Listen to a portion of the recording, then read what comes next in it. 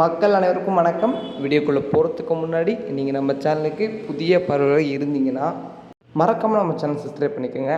ஏன்னு கேட்டிங்கன்னா அரசியல் தொடர்பான நிகழ்வுகளை உடனுக்குடன் தெரிஞ்சுக்க நம்ம சேனலை சப்ஸ்கிரைப் பண்ணிக்கோங்க. வாங்க வீடியோக்குள்ளே போகலாம். அதாவது மீண்டும் மக்களுக்காக கரூர் வருகிறார் விஜய்.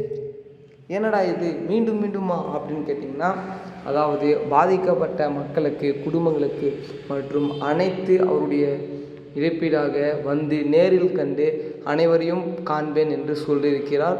அதாவது அவர் வரத்துக்கு இன்னும் போலீஸ் பர்மிஷன் தரலை. அதாவது எப்படி வருவார் என்பதே ஒரு பெரிய கேள்விக்குறியாக இருக்கிறது. அதாவது எப்போ வருவார் என்பது யாருக்கும் தெரியவில்லை. ஏனென்றால் அவர் பார்த்திங்கன்னா அனைத்து குடும்பங்களிடமும் வீடியோ கால், அதாவது ஆன்லைன் மூலம் வீடியோ காலிடம் தொடர்பு கொண்டு பேசி கொண்டிருந்தார். ஆனால் அனைவரும் ஏன் வந்து நேரில் பார்க்கவில்லை என்ற கேள்விதான் கேட்டார்கள். அதற்கு விஜய் அவர்கள் அளித்த பதில், என்னால் இந்த அளவுக்கு என்னால் ஆன இந்த காரியத்தை என்னால் நேரில் வந்து பார்க்கும் சக்தி என்னிடம் இல்லை, ஏனென்றால் நான் அங்கே இருந்து விடுவேன் என்றார். அது மட்டும் இல்லை, போலீஸ் அவருக்கு அனுமதி தரலை. இதுதான் முழுக்க முழுக்க உண்மை. ஏன்னு கேட்டிங்கன்னா, இவ்வளோ நடந்ததுக்கப்புறம் அவர் மீது ஏதாவது தாக்குதல் நடைபெறும் என்று பயத்தால் போலீஸ் அனுமதி தரவில்லை. அது மட்டும் இல்லை, கரூர் வந்தவுடன் அனைத்து குடும்பங்களுக்கும் நேரில் சென்று அவர் வந்து ஆழ்ந்த இரங்கலை தெரிவிப்பதாக அவர் கூறியுள்ளார். இதற்கு இடையாக இன்னும் குறுகிய காலம் இருப்பதால் 2026 சட்டமன்ற தேர்தல் வரும் நிலையில் அனைவரும் பார்த்திங்கன்னா கூட்டணி கட்சியினர் இருக்காங்க.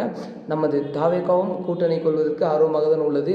அது எந்த கட்சின்னு உங்களுக்கே நல்லா தெரியும். அது மட்டும் இல்லை, ஆல்ரெடி மேற்கொண்ட பிரச்சாரம் கூட்டத்தை விட இன்னும் ஒரு சில இடங்கள் வந்து அப்படியே இருக்குது.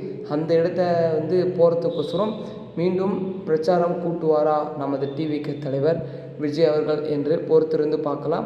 அது மட்டும் இல்லை, பிரச்சாரம் கூட்டும் பொழுது அவர் எடுத்த இடத்தில் பர்மிஷன் தருவார்களா, இல்லை தனியாக ப்ரைவேட்டான ஒரு இடத்துல தான் பிரச்சாரம் கூட்டணுமா என்பது ஒரு பெரிய கேள்விக்குறி. இதை வந்து நம்ம பொறுத்திருந்து பார்க்கலாம். இந்த மாதிரியான அரசியல் தொடர்பான நிகழ்வுகளை தெரிஞ்சுக்கணுன்னா நம்ம சேனல் சப்ஸ்கிரைப் பண்ணிக்கோங்க.